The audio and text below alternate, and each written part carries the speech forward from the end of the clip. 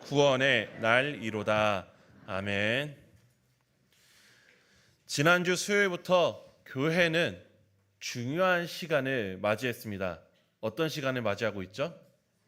사순절. 네, 사순절 기간을 맞이하고 있습니다. 이렇게 교회에서 중요하게 생각하는, 그러니까 절기라고 부르는 게 두 가지가 있습니다. 부활절기, 우리가 지내고 있는 부활절기와 우리 이미 지내온 이 성탄절기입니다.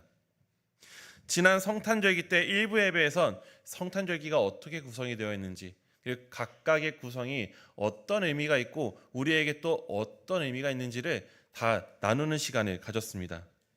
대림절로 시작해서 성탄절에서 절정을 짓고 그리고 주연절로 이어지는 이 여정을 이야기할 때 많은 성도님들께서 매년 성탄절기와 관련된 말씀을 들었음에도 불구하고 그 성탄절기 하나하나의 의미에 대해서는 낯설어 하는 것을, 아니 우리 교회뿐만 아니라 어느 교회에 가나 경험하는 것 같습니다.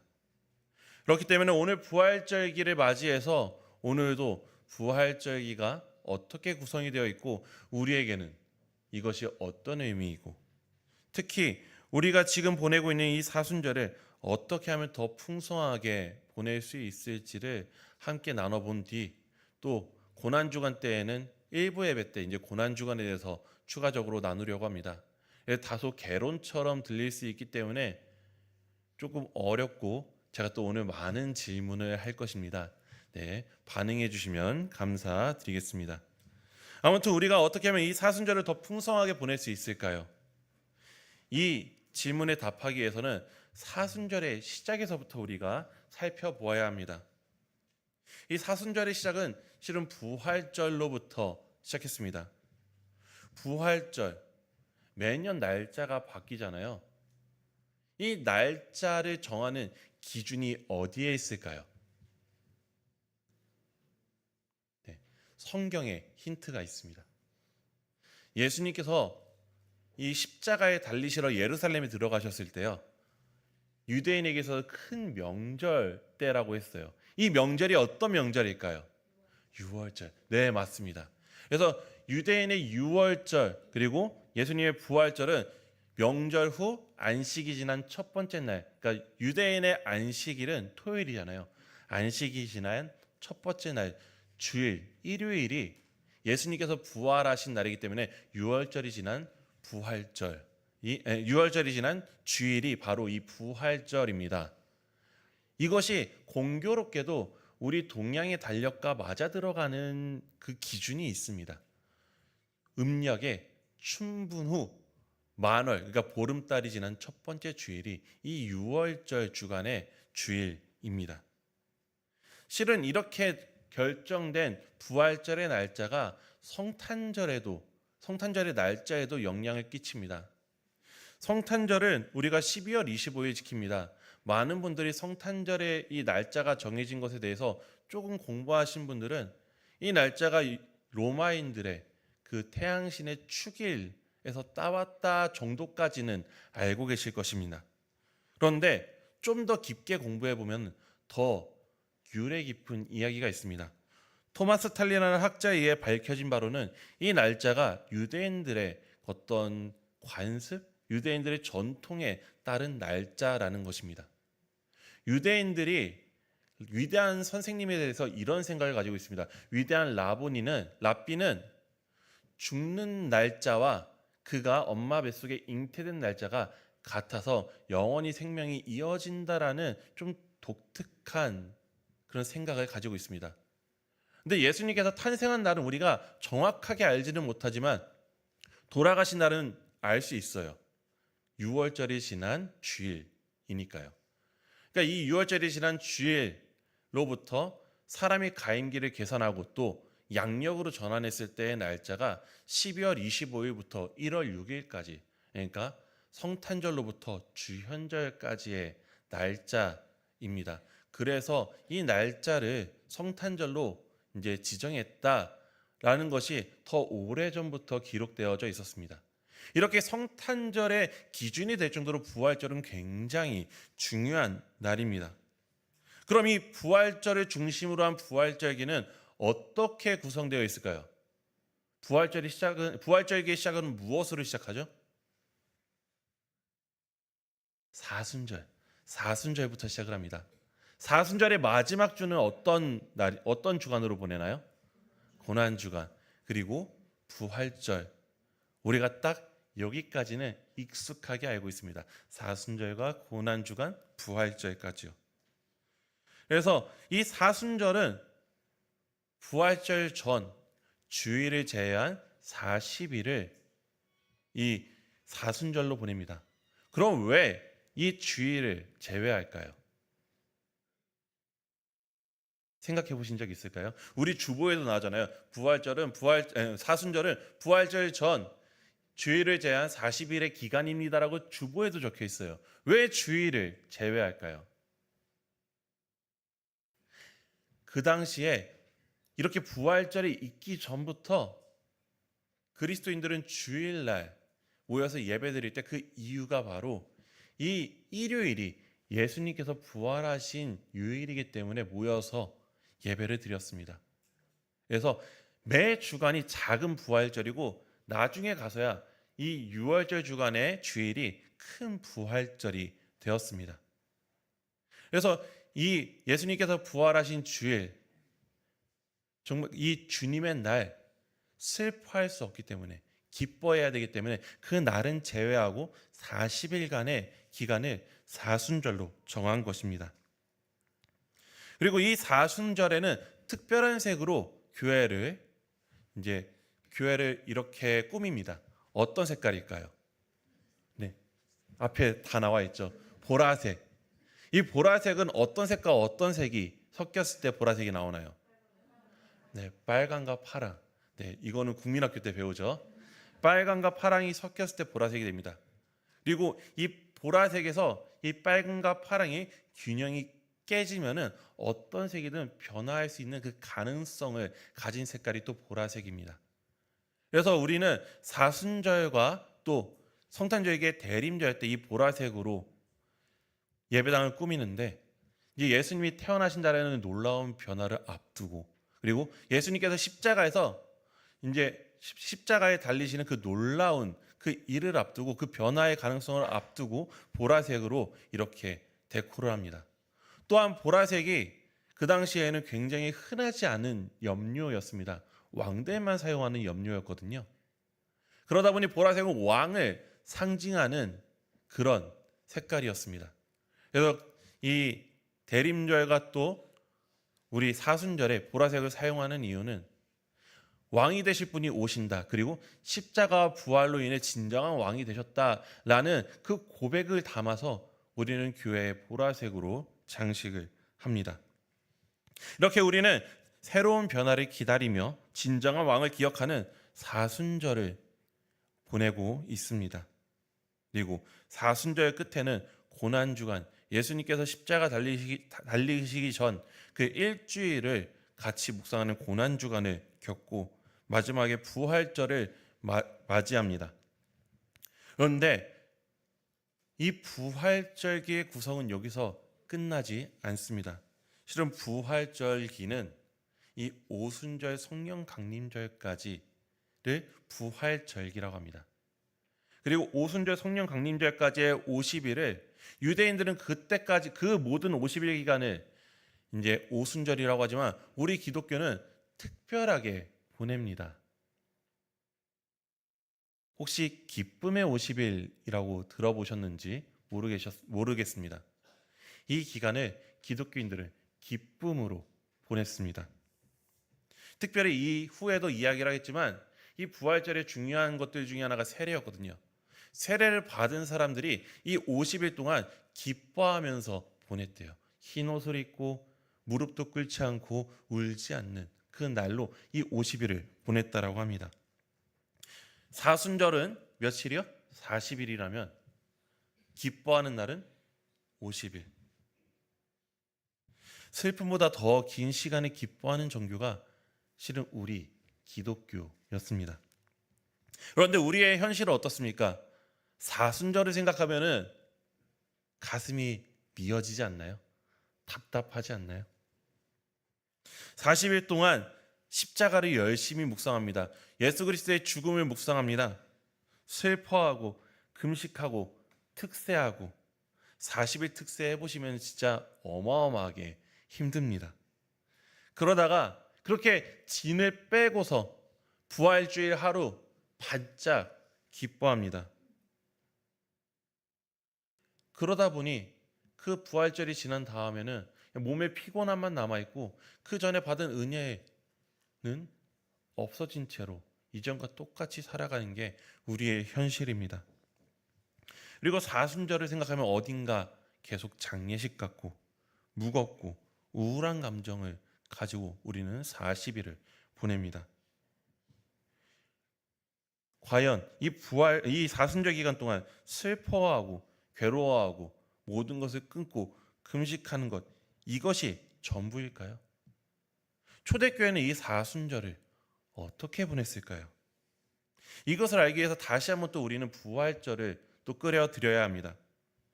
초대교회 성도들은 매 일요일을 작은 부활절로 지켰다라고 말씀드렸습니다. 그리고 가장 큰 부활절을 6월절을 지난 그 주일을 가장 큰 부활절이라고 했습니다.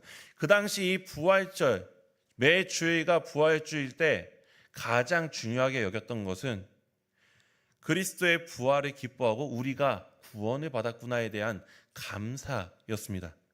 그러니까 그리스도의 구속의 은혜에 대한 감사가 이 부활절의 가장 중요한 감정이었습니다. 그래서 부활절은 그리스도의 구속 역사를 기념하는 것이 목적이었고요. 그리스도의 구속 역사를 기념하기 위해서 매 부활절마다 행했던 행사가 있습니다. 무엇이었을까요? 아까 힌트가 나왔는데 세례였습니다. 부활절의 가장 중요한 것은 그리스도의 구속 역사를 기념하며 그것을 가장 잘 드러내는 세례식을 행하는 게 부활절의 가장 중요한 그 행사들이었습니다. 그렇기 때문에 그 당시 신학자들은 부활절이야말로 가장 세례받기 좋은 날이라고 이야기를 했습니다. 우리도 지금 그 흔적이 남아서 부활절은 아니지만 부활절 전주 고난주간에 우리는 세례를 주지 않습니까? 그럼 왜 이 날이 가장 세례를 주기에 합당한 날일까요? 이 날에 세례를 주는 것이 이 세례의 의미를 되새기기 굉장히 좋기 때문에 이 부활절에 세례를 주었습니다. 여기 계신 분들 중에 전 목사님께 세례를 받으신 분들이라면 세례에 들어가기 전에 먼저 전 목사님과 면담하는 시간을 가지셨을 것입니다. 그때 전 목사님께서 자주 물어보시는 질문이 있습니다. 세례가 그래서 뭐냐? 매번 이거에 대한 답을 가지고 물어보시죠. 전 목사님께서 이렇게 이야기를 하십니다.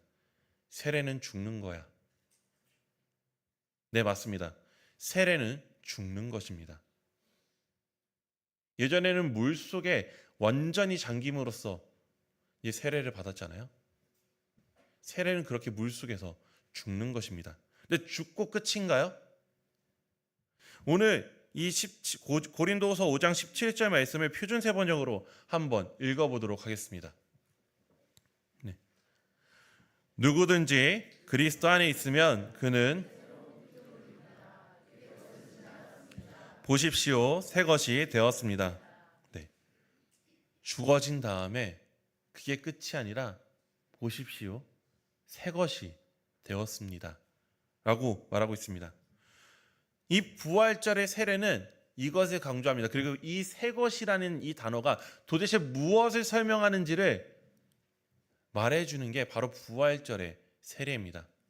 특히 이 부활절의 세례 줄 때에는 그 시간도 우리처럼 이렇게 1부, 2부, 3부 예배 때 주는 게 아니라 첫 닭이 울 무렵, 그러니까 새벽에 이 세례를 주었습니다. 왜 이 새벽에, 부활절 새벽에 세례를 주었을까요? 그 시간이 어떤 시간이길래? 예수님께서 부활하신 시간이기 때문에. 그래서 심리자들은 강가에서 세례를 받는 이들에게 이렇게 말합니다. 예수님께서 죽음에서 부활하신 이 새벽에 주 예수를 구주로 영접하기 원하는 이 사람도 이 물속에서 예수와 함께 죽고 예수와 한 몸, 새로운 몸으로 다시 태어나게 하소서. 아멘. 그렇게 세례자는 물속에 잠겼습니다. 그리고 죽어지고 부활하여서 새 것, 예수님과 한 몸, 예수님과 한 생명이 되었습니다.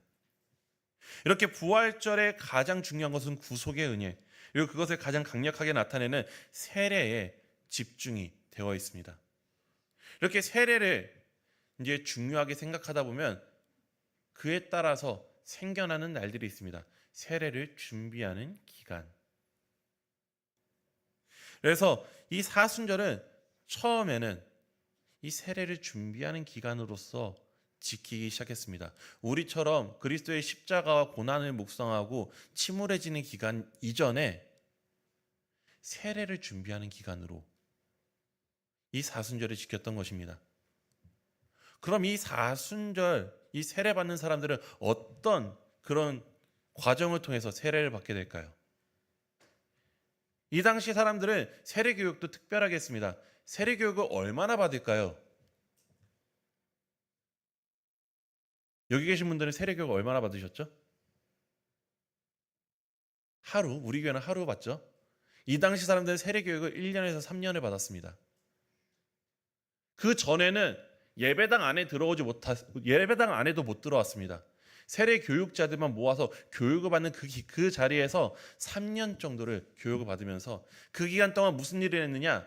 처음에는 이제 떳떳하게 예배를 드리지 못할 때에는 이 사람이 로마의 스파이인가 아닌가 따져보기 위해서 3년 동안 교육을 받았고요.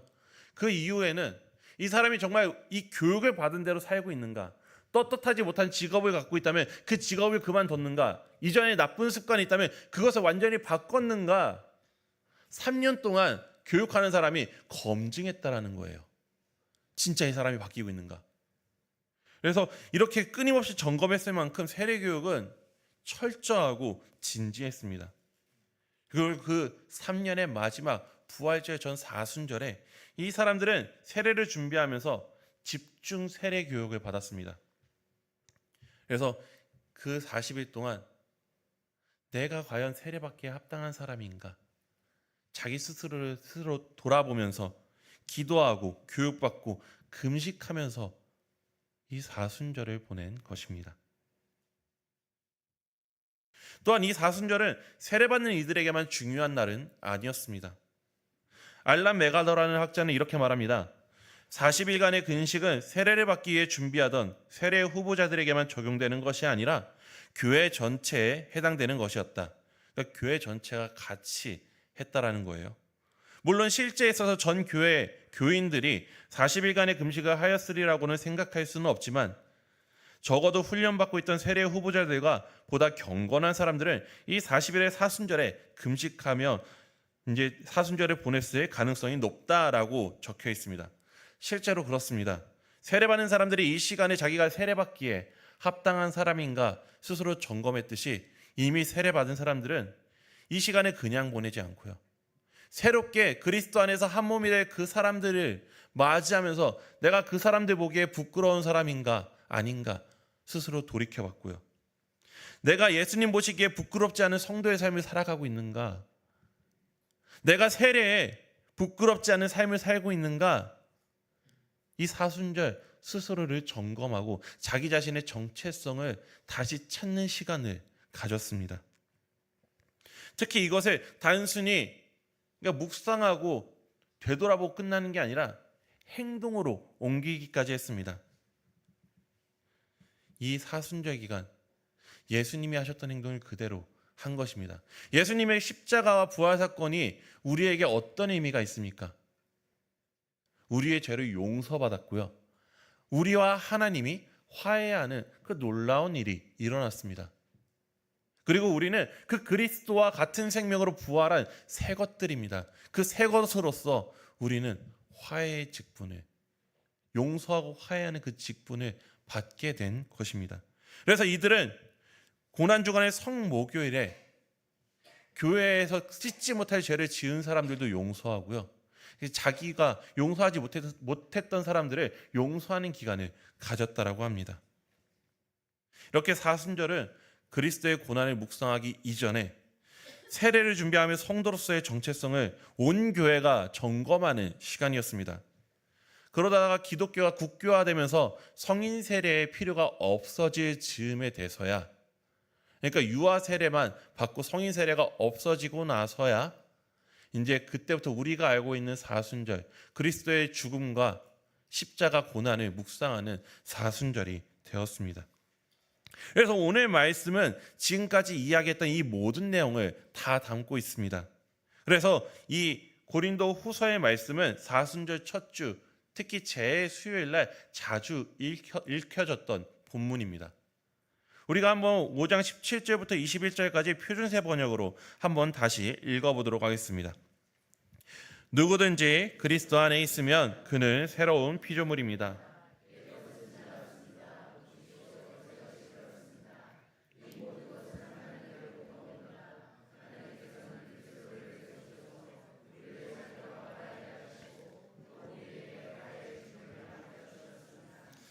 곧 하나님께서 사람들의 죄가를 따지지 않으시고 화해의 말씀을 우리에게 맡겨주심으로써 세상을 그리스도 안에서 자기와 화해하게 하신 것입니다.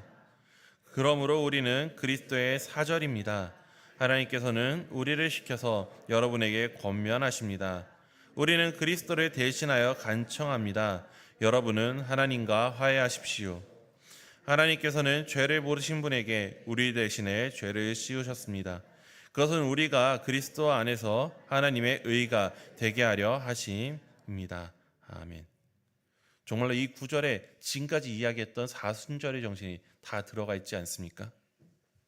세례를 통해 이전 것은 지나갔습니다. 우리의 이전 인생은 지나가는 인생입니다. 죽어지고 지나간 다음 새 것이 되었습니다. 그리스도와 한 몸, 한 생명 안에서 여기 계신 여러분들은 새 것이 되었습니다. 그렇다면 우리가 이 그리스도를 닮아가야 하지 않습니까? 그리스도께서 이 땅에 하신 사역, 십자가에 달리셔서 우리의 죄를 용서하시고 하나님과 우리 사이를 화해하게 하셨듯이 우리도 화해하게 하는 직분을 받게 된 것입니다. 우리는 끊임없이 하나님과 화해해야 합니다. 우리는 날마다 잘못된 선택 가운데 놓일 때가 많습니다. 매일매일 실수하죠. 그때마다 우리는 날마다 하나님께 나아가면서 하나님과 화해하는 그런 삶을 살아야 합니다. 또한 우리는 우리가 만나는 옆 사람들과도 화해해야 합니다. 그리스도께서 우리를 용서하셨는데 우리가 용서하지 못할 사람은 없어야 합니다. 물론 힘들지만요. 우리는 이렇게 화해의 직분을, 화해의 일을 하면서 우리와 그리고 우리가 용서하는 그 사람들이 그 하나님을 알도록 하는 하나님의 사절로서 부르심을 받은 것입니다. 초대교회 성도들은 이 말씀을 이 사순절 기간 동안 온전히 살아냈습니다. 이렇게 사순절과 부활절의 기원을 살펴보면 참 우리들이 받은 세례들은 어쩌면 너무 가벼워졌지 않았나 생각해 보게 됩니다. 우리 교회는 아까 전에 세례교육 하루도 이제 제가 세례교육 할 때는 1시간 반에서 2시간 정도로 끝납니다. 아니 저도 실은 큰 교회에서 좀 조직화된 교회에서 세례교육을 받았음에도 불구하고 30분 받은 게 고작입니다. 그러다 보니 어쩌면 세례의 기쁨이 우리와 동떨어져 있지 않나 생각해 보게도 됩니다.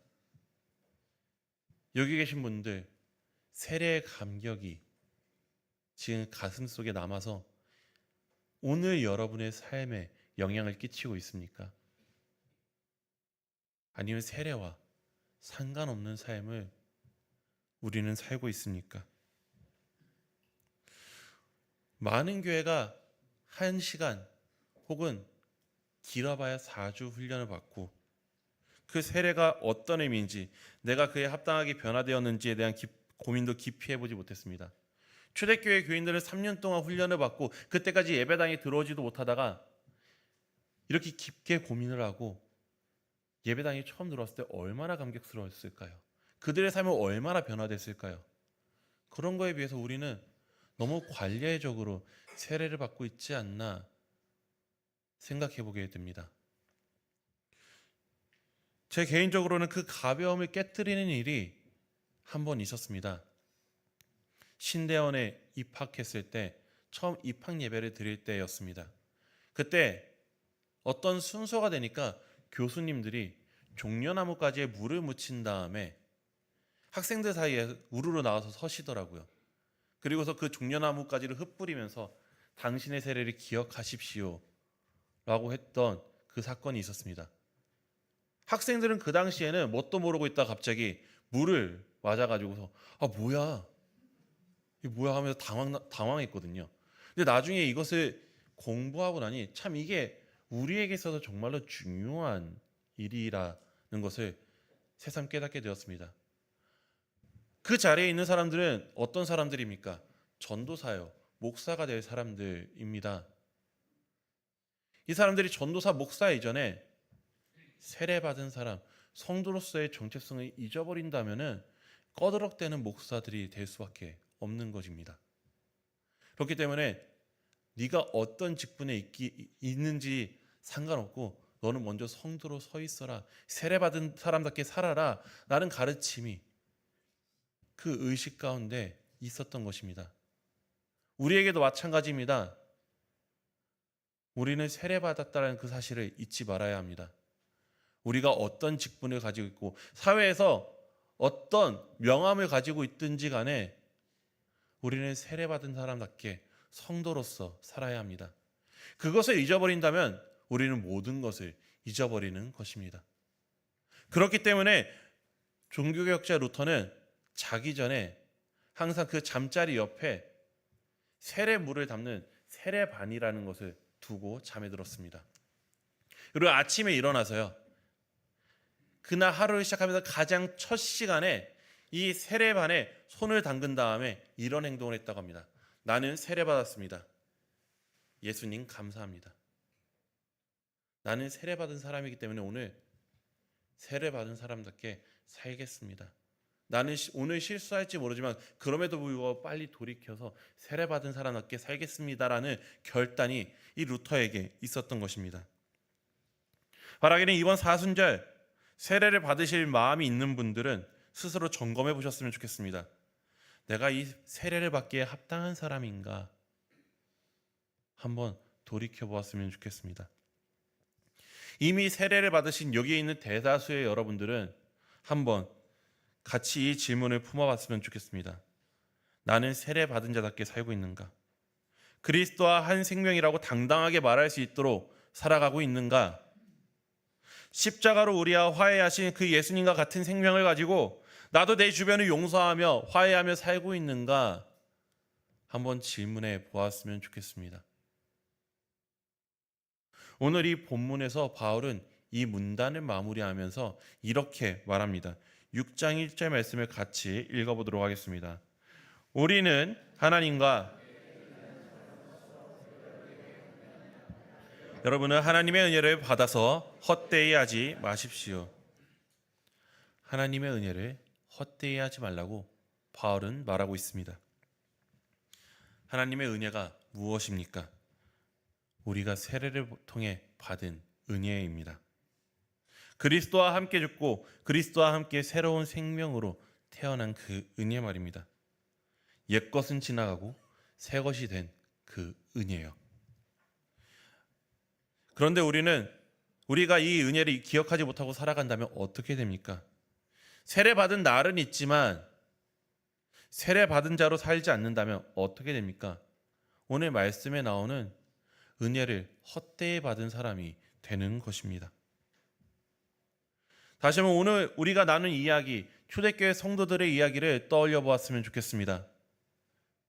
세례를 준비하며 세례받은 자로서, 성도로서 자기 자신의 정체성을 다시금 다잡는 그 기간으로 이 사순절을 보냈습니다.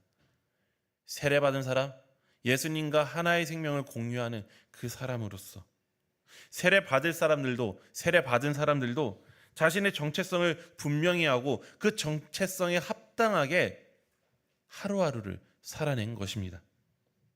그래서 서로 화해했습니다. 멀어졌던 이들이 돌아왔습니다. 공동체가 온전히 연합되었습니다. 이것이 사순절의 본래의 모습이었습니다. 슬픔이 40일이면 기쁨은 50일입니다. 사순절은 마냥 우리가 슬퍼하고 낙담하는 시간이 아니라 우리가 성도로서 세례받은 사람으로서 다시 세워지는 시간이 바로 이 사순절의 시간임을 기억했으면 좋겠습니다.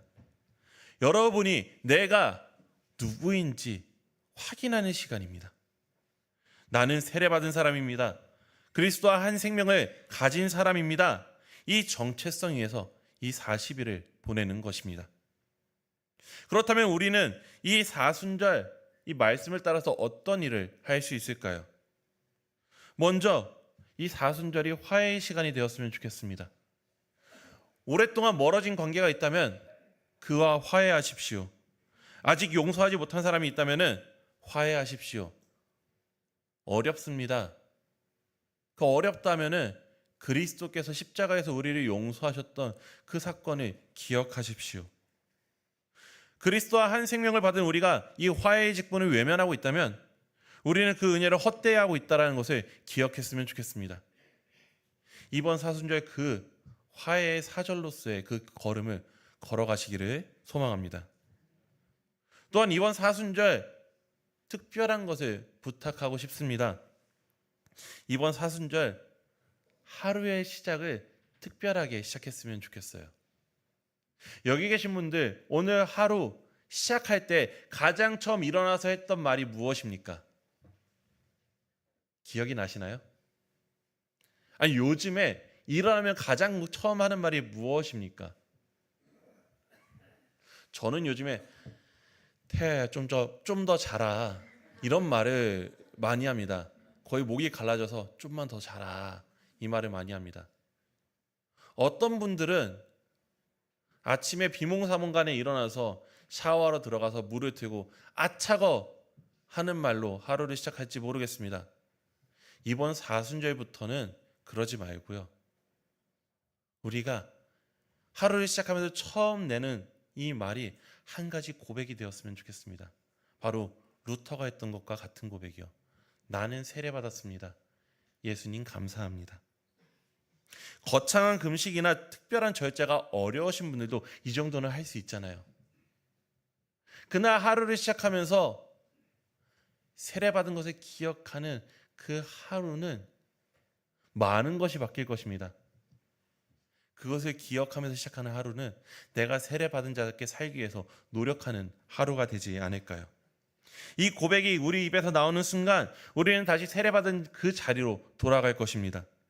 새 것이 된 그 자리로, 화해의 직분을 받은 그 자리로 돌아와서 그렇게 살려고 노력하실 것입니다.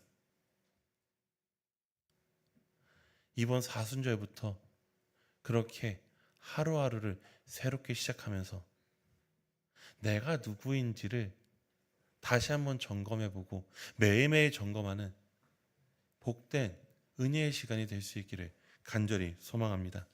기도하도록 하겠습니다. 사랑과 은혜가 충만하신 하나님, 저는 세례받았습니다. 우린 세례받았습니다. 주님, 그 은혜를 우리가 잊지 않고 살아갈 수 있도록 도와주시옵소서. 이것을 헛되이 받지 않게 도와주시옵소서. 우리가 이 세례받은 자답게 성도답게 이번 사순절을 살아낼 수 있도록 우리의 삶의 태도와 생각과 말을 주장하여 주시옵소서. 성령님 도와주시옵소서. 이 모든 말씀 살아계신 예수 그리스도의 이름으로 기도드립니다. 아멘.